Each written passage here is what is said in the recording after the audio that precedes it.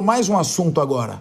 O Supremo Tribunal Federal vai retomar na próxima quarta-feira o julgamento do processo que trata da letalidade das ações policiais no Rio de Janeiro. O julgamento havia sido suspenso no mês passado, quando o relator da ação, ministro Edson Fachin, votou para manter as restrições às operações. Durante a tramitação da ação, a Corte obrigou o uso de câmeras corporais nas fardas dos policiais e nas viaturas, além de determinar que haja um aviso prévio das operações para autoridades das áreas de saúde e educação, como forma de proteger escolas e unidades de saúde e tiroteios entre policiais e criminosos. Fernando Cappano, eu não gosto de operações pirotécnicas, em que a polícia sobe metralhando, trocando tiros com bandidos, sempre registradas pelas câmeras de televisão, e nessas operações sempre sobe uma bala perdida para um inocente. Eu não gosto desse tipo. Eu acho que a operação tem que ser realizada depois de uma investigação com força-tarefa, sabendo o que vai fazer. Qual é o seu objetivo? Quem você vai pegar e você vai prender. E não subir a esmo para trocar tiros. Agora, tem que avisar com antecedência que vai ter operação. Isso me lembra polícia secreta que anda com aquele fosforescente. Polícia secreta, descaracterizada. Qual a sua avaliação sobre avisar os bandidos? Não, o Supremo não mandou avisar os bandidos, não, mas avisar todo o entorno da área e que o criminoso chega no hospital, na farmácia e fala, ó, se tiver operação aqui e a gente não souber, nós vamos queimar a tua farmácia, hein? Então, se avisarem você, é para avisar a gente. Então, é óbvio que você está avisando os criminosos que vai ter operação. Fernando Cappano, qual a sua avaliação sobre a questão da letalidade nas operações das polícias no Rio de Janeiro, nos morros, mas de maneira geral, quando a polícia entra nas áreas dominadas pelo crime organizado? Olha, professor Capes, eu vou até me permitir fazer uma ponderação que ela talvez gere algum problema para mim, diga-se de passagem, né? Eu tenho uma questão que me incomoda profundamente, sinceramente. Em que medida e em que ocasião nós passamos a compreender que o nosso Supremo Tribunal Federal, nossa Corte Constitucional, pode fazer juízo de valor sobre questões essencialmente operacionais no âmbito das atividades policiais? Veja, eu outro dia fiquei muito estupefato com o fato do nosso governador Tarcísio ter que ir junto com o secretário de Segurança e junto com o comandante-geral da Polícia Militar até o âmbito do nosso Supremo Tribunal Federal para fazer uma reunião com o ministro Barroso, que reputo um excelente, fantástico e maravilhoso constitucionalista, sabemos disso, é verdade, mas veja, para que o governador prestasse contas acerca da política pública envolvendo a lógica das câmaras corporais. Quase como se um sujeito, como é o caso do governador Tarcísio, com 30 milhões de votos e, portanto, em alguma medida legitimado pela vontade popular, tivesse que necessariamente ir ao Supremo, que, obviamente, longe de mim acusar o Supremo como um ente antidemocrático. A legitimidade do Supremo é conferida pela própria Constituição, como nós bem sabemos. Mas veja, decisões essencialmente políticas cabem apenas e tão somente, a meu juízo, a quem eventualmente está lastreado pela vontade popular, com todo respeito. Falando isso, portanto, e trazendo essa lógica, tá certo? Me parece absolutamente inapropriado, e publiquei um artigo no Estadão sobre isso, né? Que nós tenhamos aí uma discussão no âmbito do Supremo Tribunal Federal em que se coloca de maneira muito minudente, de maneira muito detalhada, o que pode ou o que não pode fazer a polícia, por exemplo, no âmbito dessas operações. Acho que o Brasil, acho que a nossa legislação constitucional e infraconstitucional estão muito bem aparelhadas, sem precisar fazer crivo sobre isso no âmbito de uma ação de controle direto de constitucionalidade. Nós estamos muito bem aparelhados para eventualmente punir os policiais que abusam do seu poder e que eventualmente cometem crimes perfazendo a sua atividade. Agora, trazer essa questão para o Supremo Tribunal Federal, como se estivéssemos diante de um país que tem 3 câmaras políticas. Nós temos o Congresso Nacional, que tem a Câmara dos Deputados, que tem o Senado Federal, e caso a gente eventualmente não resolva lá, nós sempre colocamos a questão para o Supremo decidir. Isso é, a meu juízo, um arrematado absurdo.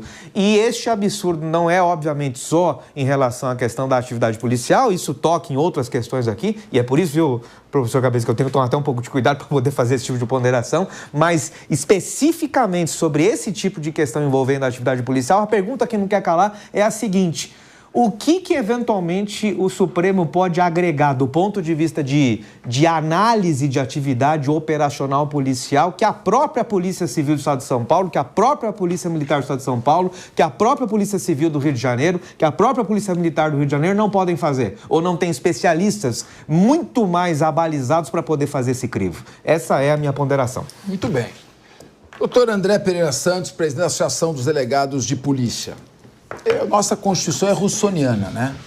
Todo poder emana do povo e é exercido em seu nome por representantes por ele escolhidos, eleitos.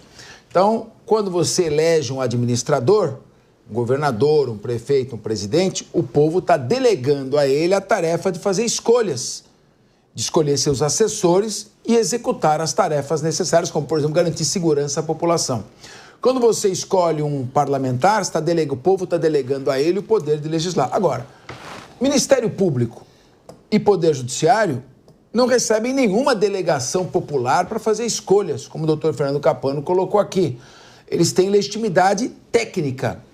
Até que ponto atrapalha uma autoridade do Poder Judiciário, ainda que do Supremo Tribunal Federal, estar fixando parâmetros para uma operação policial ser realizada? Será que daqui a pouco as operações vão ter que ser deslocadas para lá, para juízes orientarem como ela deve ser feita? Nós visualizamos aí a lógica do contrato que nós fizemos com aqueles legitimados, né, com aqueles que foram eleitos nas eleições. Então é a lógica do contrato. Nós dissemos para eles: olha, nos representem e resolvam nossos problemas. E esses legitimados são, obviamente, os políticos, né? Seja no parlamento, seja no poder executivo. Os integrantes do Ministério Público, do Poder Judiciário, não têm esse mandato dado pelo povo. Portanto, acredito que cada um deve atuar dentro da sua esfera de atribuições. Quando nós visualizamos esse ímpeto do Poder Judiciário de regular determinadas questões que são afetas ao próprio Poder Executivo, ou seja, o próprio controle daquelas polícias, de aparelhamento daquelas polícias para que elas realizem atividades cada vez menos letais, e aqui eu quero deixar claro, deve haver o controle, sim, sobre as polícias, mas deve também haver as condições para que as polícias desempenhem bem o seu papel. Então, nessas operações nós precisamos ter, sim, um controle das atividades policiais, mas termos condições e ter o foco da política pública voltado para aquilo que dá resultado. Nesses casos de organizações criminosas, nós enfrentamos, nós não combatemos, é diferente. Enfrentamento é com inteligência, com investigação qualificada. O combate é para uma situação extrema. Portanto, dá sim para realizar essas atividades em comunidades, seja lá onde for, por meio de inteligência, por meio de investigação, sem realizar um só disparo, mas é sim necessário que as polícias tenham as condições para realizarem as suas atividades em plenitude. Talvez nós não estivéssemos aqui nem debatendo esse assunto da intervenção do Poder Judiciário nessas questões. José Carlos Blatt, regalias para os presos, não que eu seja contra, mas estou falando, a prioridade é combate às organizações criminosas dentro dos presídios. Está chegando a Páscoa agora. Então, aí você tem também, polícia não pode subir, tem que avisar antes que vai subir para fazer uma operação. O oficial de justiça vai levar. Então eu pergunto a você, José Carlos Blatt, pela sua experiência aqui, você está aqui nos honrando também, como os demais debatedores, sua experiência no combate às organizações criminosas, como é que o país vai melhorar o nível de segurança pública com o crime organizado lavando bilhões de reais a céu aberto? Hoje, você sabe que refinaria de combustível, posto de combustível, contrabando de cigarro já passou em muito tráfico de drogas. E a gente batendo cabeça, olha, avisa antes que vai subir a polícia. Como é que pode? O que você nos dê algum alento? Porque ontem eu estava jantando com um querido amigo meu, o Dr. Fernando Filho, que é um bom endócrino, você vê que está metendo em ordem, e um advogado também, os dois baianos soteropolitanos. E eu falando que aqui em São Paulo você não consegue andar porque você vai ser assaltado. Batem no seu vidro e te assaltam. Eu falo, não, mas não é só aqui. Hoje em Salvador, Fortaleza, Recife, Natal, você tem que blindar o carro também. Então, a insegurança tornou-se um fenômeno mundial.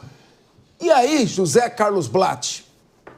Eu estou assustado, perplexo com a quantidade de bobagens que estão sendo produzidas em Brasília, né? E pelas pessoas que se dizem especialistas em segurança pública. Primeiro, daqui a pouco eu vou mandar o oficial de justiça subir o morro ou ir até onde está o traficante para notificá-lo. Mas não precisa não, viu, ministro? Sabe por quê? Tem um negócio chamado vazamento, tem outro negócio chamado corrupção.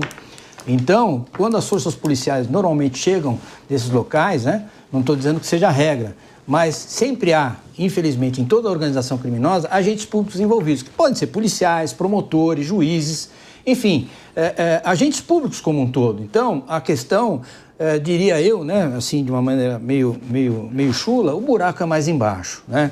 Então, a questão de subir ao morro ou enfrentar os bandidos, lá no Rio de Janeiro, desculpa, eu já fiz várias operações quando estava no Grupo Nacional de Combate às Organizações Criminosas, e fizemos, inclusive, operações conjuntas com as polícias de lá, né, em várias situações, e não foi disparado um único tiro.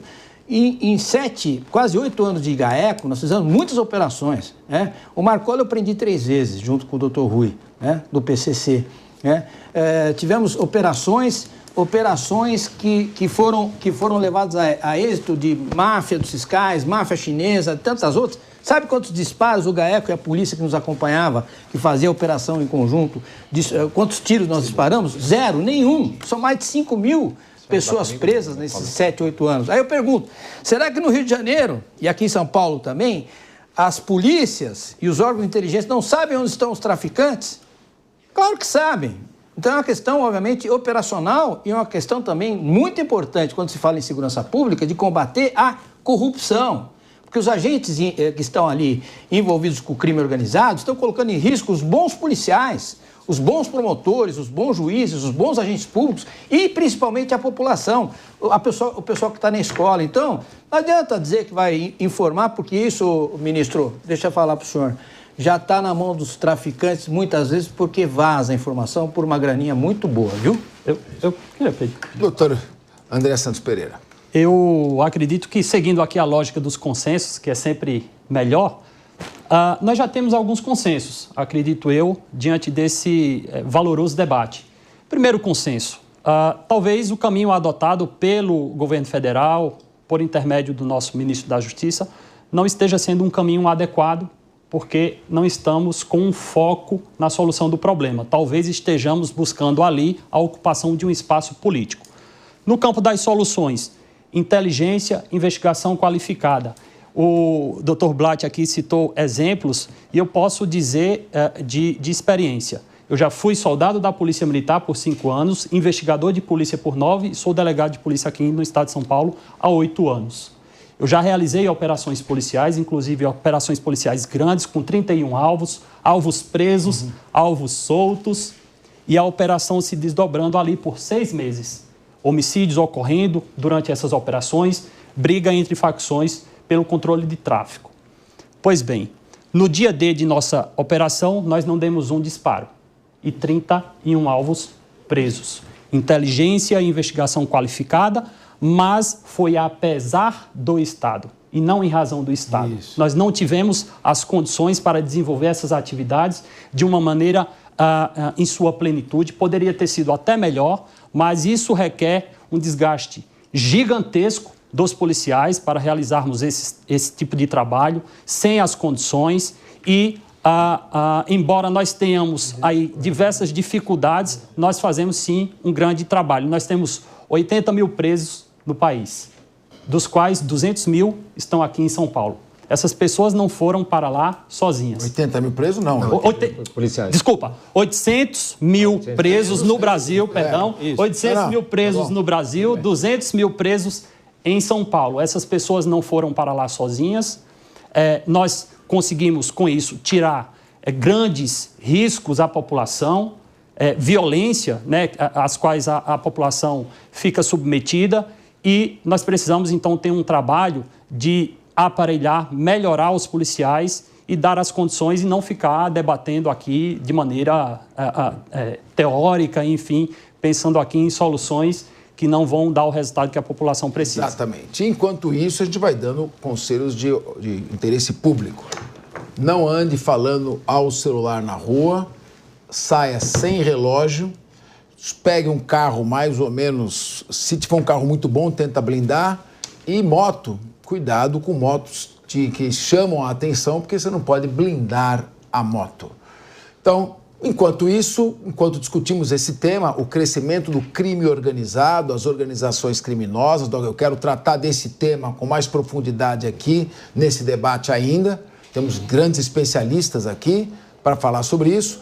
Mas, enquanto a criminalidade cresce, outro tema relevante também está na pauta do STF para a próxima semana, e os ministros devem votar a discutir a validade da revista íntima vexatória para visitantes de presos. O Supremo julga hoje um recurso do Ministério Público para reverter a absolvição de uma mulher que foi flagrada tentando entrar num presídio de Porto Alegre com 96 gramas de maconha. Isso dá quase uns 300 cigarros. Olha só onde será que ela escondeu. Estou curioso para saber. A decisão do STF sobre esse caso terá repercussão geral. Ou seja, o entendimento deverá ser aplicado em outros processos que discutem o tema. Meu querido Marcelo Baroni, como é que dá para fazer uma revista que é íntima sem ser vexatória? Quer dizer, ela sempre tem um nível de constrangimento. O que é uma revista íntima vexatória? Será que tem que fazer revista íntima à distância? Capaz, infelizmente, é o que eu falo, a gente corre na contramão e a gente está aqui discutindo segurança pública, mas o país não quer resolver o problema de segurança pública. O país quer que quanto pior, melhor.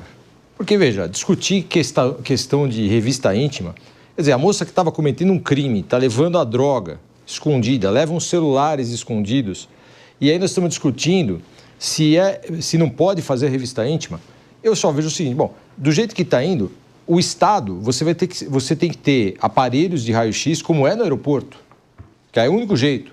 Mas acontece que mesmo assim, a revista é necessária. Ainda que não seja feita a revista íntima, vai ter que ser feito algum tipo de revista, vai ter que ser feito. E não adianta. Infelizmente, hoje, a gente sabe que o pessoal leva a droga para dentro do presídio, há uma criminalidade lá em relação a isso, porque às vezes um criminoso obriga a mulher do outro a trazer a droga para dentro do presídio, a pessoa é presa e começa. Bom, mas ela é mulher, não pode ser presa porque ela é mãe, então ela vai ficar em prisão domiciliar. Então a impunidade vai gerando impunidade. Eu vou tentar ser o mais sutil e delicado possível. Mas como é que você faz uma revista íntima não vexatória quando vem uma pessoa do sexo feminino trazendo droga dentro do seu corpo? Pois é o único jeito. Então, eu queria uma curiosidade, porque ela tem necessariamente, pela natureza da revista, ela vai trazer um nível de constrangimento. Então, a não ser que os presídios todos sejam equipados com raio-x. Com raio-x ou com aparelhos de detecção que possam fazer isso à distância, e aí cessa esse tipo de constrangimento. Então, nesse momento, o projeto Pena Justa poderia solicitar a instalação desse tipo de equipamento, porque eu não vejo como. E aí vai anular, vai botar um traficante na rua ou uma traficante na rua, e se essa traficante está na rua é porque ela presta serviços a uma organização criminosa. Ela não levaria 96 gramas de maconha se ela não integrasse uma organização criminosa. E está na rua. E nós estamos querendo falar em proteger a população? Pois é, eu acho que isso que eu falei, nós estamos na contramão.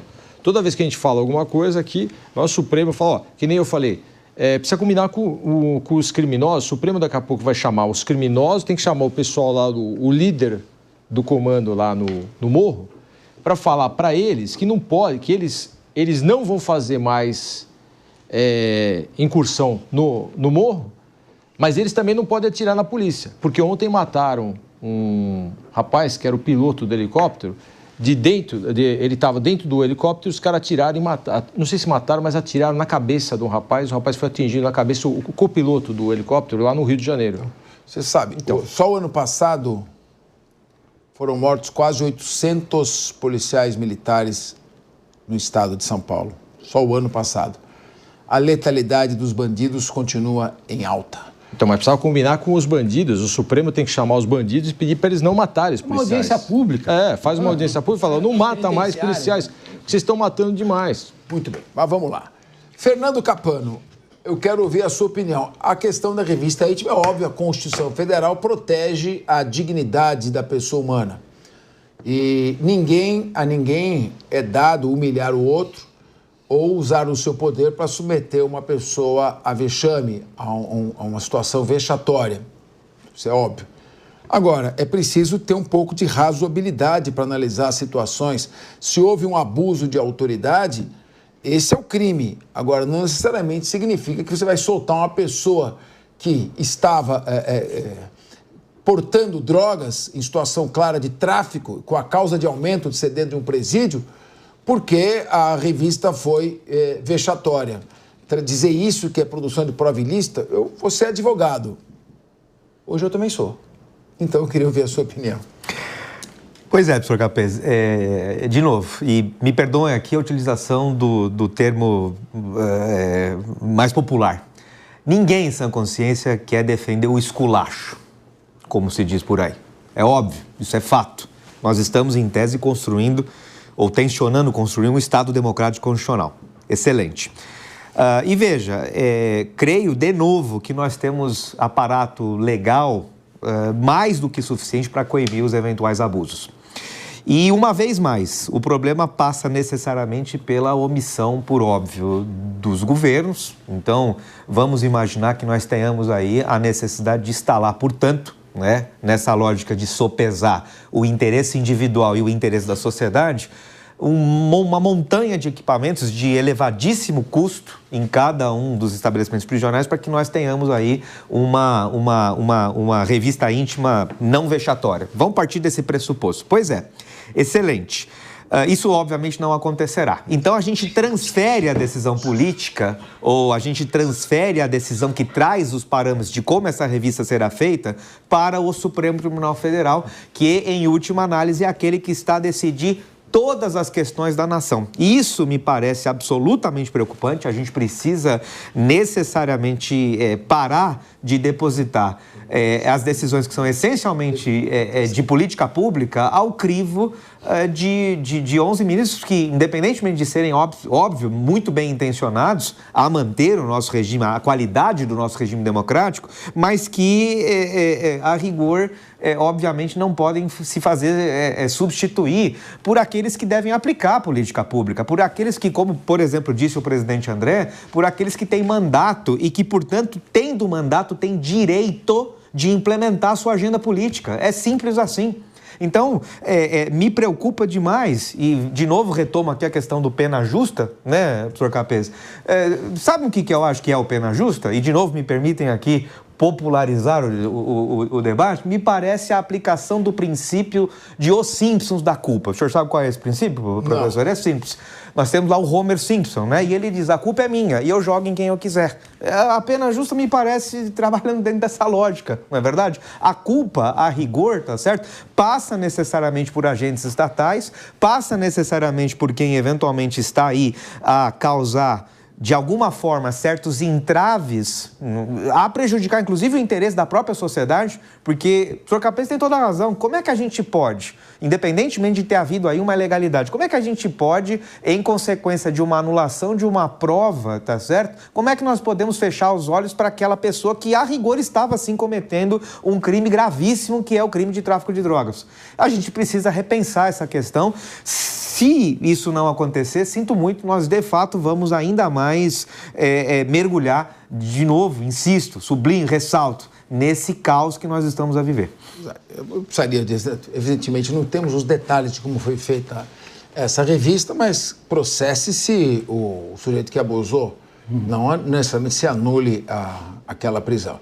Mas eu lembro que Pena Justa, eu acho que Pena Justa era o nome de um dos personagens do desenho Peter Pan. Né? Acho que era o Pena Justa, que era namorado da Sininho. Mas eu gostaria de ouvir nosso presidente André Santos Pereira. Olha, a revista íntima, obviamente que é um direito ali, tem direitos constitucionais ali que precisam ser preservados, mas nós temos que ter um olhar voltado para a população em geral. Talvez nós estejamos aí colocando uma agenda de segurança pública no âmbito nacional voltado para as exceções e não para as regras. Ou seja, se nós tratamos casos isolados e planejamos políticas públicas, realizarmos uma revolução nas políticas públicas de segurança pública, pensando nas exceções, talvez nós estejamos no mau caminho. Nós precisamos ter um foco de proteção das vítimas, da população. O criminoso ele precisa ser punido com uma punição pautada ali nos princípios constitucionais, mas precisa ser punido e precisa ser afastado do convívio com a população. E se ele cometeu um crime, que ele arque com os efeitos dessa prática desse crime e dessa punição que é a sua prisão. Então, nós não precisamos evoluir muito nessa discussão. Não precisa termos especialistas falando sobre isso. Eu acho que é de uma percepção natural da população que a proteção deve ser voltada para quem anda certo, para quem realiza suas atividades e não vai para o lado do crime. O criminoso hoje ele tem diversas benesses, tá aí a teoria do crime, econômica do crime que comprova isso. É muito mais vantajoso você continuar dentro da criminalidade, porque você tem benefícios de penais, de progressões penais, você tem blindagens ali relacionadas àquele convívio que ele continua tendo com seus familiares. Portanto, nós precisamos ter um olhar voltado para as vítimas e para a população e menos para as pessoas que cometeram o crime e precisam estar ali sendo punidas por aquele delito. Meu querido José Carlos Blatt, nós temos aí no Ministério Público de São Paulo o Dr. Lincoln Gaquia, que é um ícone da instituição, enfrentou o PCC, o senhor também sofreu ameaça, Márcio Cristino, mas ele vive protegido pela polícia, ele e a família, 24 horas por dia. O Ministério Público de São Paulo fez uma operação em conjunto com a polícia, sempre eu digo, a força-tarefa é sempre muito importante, apreendendo 8 bilhões de reais do PCC. Hoje nós temos, a céu aberto, hotéis, exploram produção infantil, distribuem tráfico de drogas. Participação em licitações, você sabe, você não vai desconhecer que eles ligam para empresários e falam, não dispute essa licitação para quem tinha do presídio, não dispute esse determinado ponto de transporte urbano. E fora as refinarias de combustível, postos, contrabando. Então, nós estamos aqui falando de revista íntima, estamos falando de letalidade quando sobe morro, mas está na nossa cara. Alguém pensa, o sujeito que deu um tiro naquele ciclista que estava no Parque do Povo, mexendo no celular, aquele marginal que já foi preso, que estava na favela de Paraisópolis, que já tinha sido preso e foi solto, que a justiça soltou mal, a polícia prendeu bem, a justiça soltou mal, matou o ciclista. Muito bem. Ele não ia pegar esse celular para ficar com ele. Ou seja, tem uma quadrilha de roubo de Rolex, tem quadrilha de, já vou falar disso aqui, uma quadrilha de roubo de celular, desde que criaram o Pix. Antigamente você entrava era mais fácil assaltar um banco com uma quitanda, nos anos 80. Hoje não, ninguém mais entra em banco, você pega aqui, o dinheiro está todo aqui. Então eu pergunto, José Carlos Blatt, como o Ministério Público, a Polícia Civil, a Polícia Federal, Polícia Rodoviária Federal, a Polícia Militar, agora eles podem todos se unir, pelo menos montando equipes capazes de conter esse crescimento do crime organizado, porque não adianta querer policiar todos os pontos que você não vai conseguir. Tem que combater a receptação, Blatt. O que eu sempre preguei, e eu sou um dos pioneiros, talvez a primeira força-tarefa no país, foi montada à época da máfia dos fiscais, né? Máfia dos fiscais 1, 2, 3, parece roteiro de filme do Spielberg, já deve estar na Máfia dos Fiscais 15, mas enfim. A força-tarefa era formada por policiais civis, policiais militares, promotores, agentes do Poder Público Municipal e fiscais da Receita Federal e da Receita Estadual, trabalhando em conjunto. E se fez a maior operação até hoje vista na cidade de São Paulo. Foi a maior operação que culminou em 70% da investigação, da administração pública sendo investigada. Não por força de lei, não por discursos políticos, mas por vontade dos agentes, como disse o doutor André agora há pouco, que, na verdade, independentemente do Estado, ele montou uma operação com 30 e tantos alvos. Eu cheguei a fazer uma operação na Santa Efigênia, onde a gente pegou lá mais de 30 milhões de dólares em mercadoria, onde a gente surpreendeu o pessoal pirata, porque combinamos, os agentes fiscais foram na frente, pediram os documentos. Na sequência, chegou a força policial, não se deu um disparo, ninguém saiu correndo e tudo apreendido. Então, o que me parece é que, infelizmente, e na época, Capês, vieram com essa ideia. Falavam, ô Blatt, o que você acha?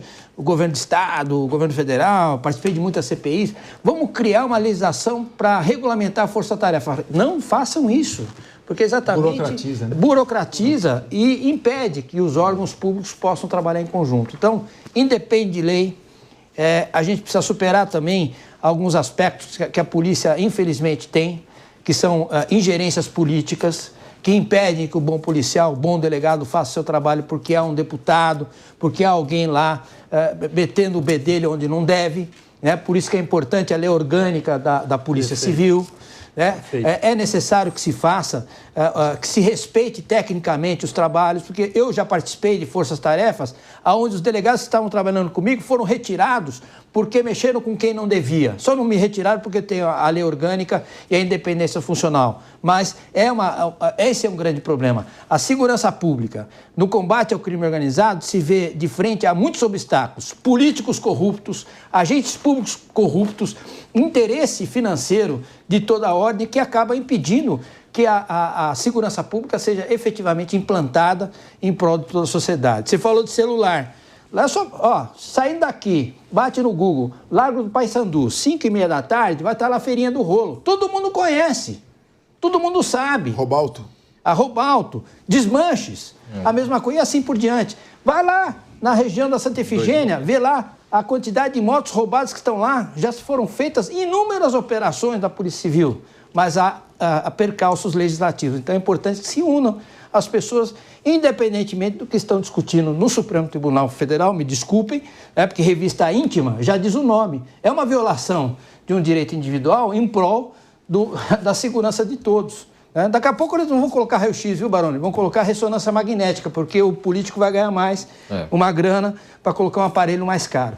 A verdade é que não existe nenhum direito absoluto na nossa Constituição. Direito à intimidade tem que se coexistir com o direito à segurança. E olha só, meu querido Baroni, você foi assaltado, claro, também fui. Fui assaltado aqui em São Paulo, fui lá, reconheci no 78DP, reconhecimento fotográfico, a polícia foi, prendeu o sujeito, fui na audiência reconhecê-lo. O Baroni estava lá, coordenador das promotorias, me acompanhou até a audiência. Ele não era o promotor do caso, mas me acompanhou, por uma gentileza. Falou, fiz o reconhecimento. Enfim, o advogado do acusado, vamos usar essa expressão, ele me viu lá, me procurou. Um mês depois, queria que você defendesse um cliente. Falei, por quê? Aí catei a denúncia da mão dele. Quem que assinava a denúncia? O promotor Baroni. Queria me contratar para defender o chefe de que era o quê? Era uma falar só, eu vou ter que chamar um break. Só era chefe da quadrilha de roubo do quê? De roubo de Rolex. Que tinham matado o empresário. Houve um latrocínio em São Paulo que foi muito bem investigado. Até demorou, mas demoraram alguns anos para chegar na autoria, porque esse inquérito estava enrolado e depois acabou sendo desenrolado por uma atuação boa do DHPP e acabamos denunciando e condenando todos os envolvidos 12 anos depois do crime. Pois é. Claro que eu não que eu censure, que todo mundo tem que ter direito de defesa, não estou dizendo isso. Mas não dá para eu ficar 37 anos no MP e fazer uma coisa dessas, né? Evidentemente. Mas só para dizer que chefe de quadrilha de roubo de Rolex. Quando roubaram o Rolex, não é um molequinho que sai lá de Francisco Morato, lá do Taboão, onde tem a principal ponta das quadrilhas, do Paraisópolis, faz o assalto porque ele quer ficar com o relógio. Porque tem o receptador. Se não combater a causa, nós vamos ficar combatendo o efeito até dizer chega. Acho que nós temos que chamar um rápido intervalo, né?